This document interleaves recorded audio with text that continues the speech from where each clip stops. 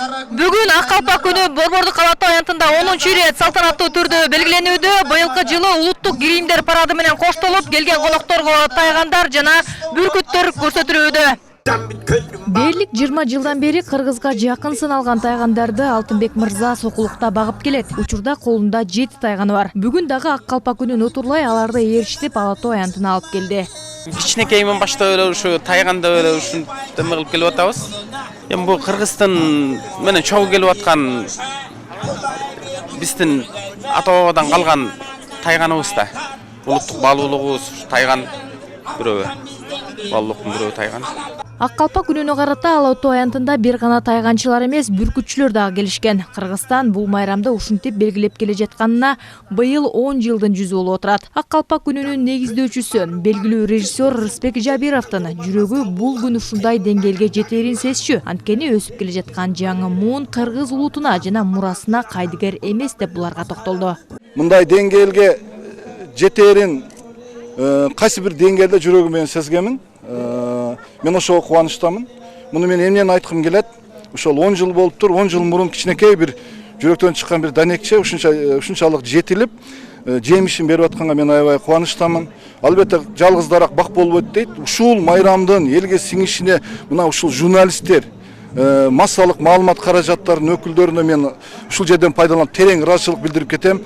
Чындыгында бул дата 2016 жылдан тарта Кыргызстандын аймактарында жана чет өлкөдө мекендештер тарабынан расмий түрдө белгиленип келет. Анда ак калпакчан жигиттер жөө жүрүшкө чыгып, ар кандай иш-чараларга катышышат. Быйыл дагы Борбордук аянтка келген жаштардан өзгөчө сезимдерди байкоого болот. Кыргызды даңазалаган, кыргыздын эң бир нукура кийимдеринин бири, кыргызды кыргыз кылып аламга тааныткан бул калпак.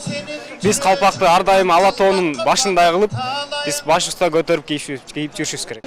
Улуттук майрамы. Мен Өзбекстандан келип отурам. Майрамыңыздар менен барыңыздарды куттуктаймын. Бүгүнкү күнү өлкө аймагынан калпактын 100гө жакын түрүн кездештирүүгө болот. Бирок угуз чеберлер өз табитине жараша формасын, түсүн түрдүүчө өзгөртүп жасап жүрөт. Андан тышкары жаш куракка жараша калпактын 2 түрү бар. Бакай калпакты жашы улгайып калган аксакалдар кийишсе, орто көлөмдөгү калпактар жаштар үчүн тигилет. Дал ушундай маданий мурастар тутулушу керек деген Маданият, маалымат, спорт жана жаштар саясаты министри айтууда. Ак калпагыбыз улуттук маданий сыймыктарыбыздын бири. 2019-жылы ЮНЕСКОнун дагы тизмесине маданий мурас катары катталган. 10 жылдан бери ак калпак күнү биздин мамлекетибизде салттуу болуп калды. Мыйзам чегинде ишке ашканына 5 жыл болуп атат, белгиленип келе жатканына 10 жыл болуп атат.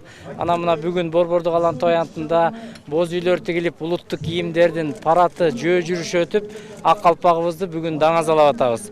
Мындай кыргызды улуттук аң сезимге бөлөгөн биздин маданий мурастарыбызды биз ар убакыт тутуп, сыйлап ушундай иш-чаралар аркылуу кийинки урпактарга маданий мурастарыбызды жайылтышыбыз керек. Эми кийүү маданиятына жана маанисине келсек, калпактын төбөсүн түшүрүп кийбеш керек. Бул үйдө баш көтөрөр эр бүлө жок калды. Кимдин бийлиги күчтүү болсо, ошонун айткандай болом дегенди түшүндүрөт. Калпактын оң кыргагын басып кийсе, аялынан, ата-энеден, зор дөөлөттөн айрылуунун белгиси. Ошол эле учурда калпактын төбөсүн түшүрүп, 2 кырын тең жапырып кийбеши керек.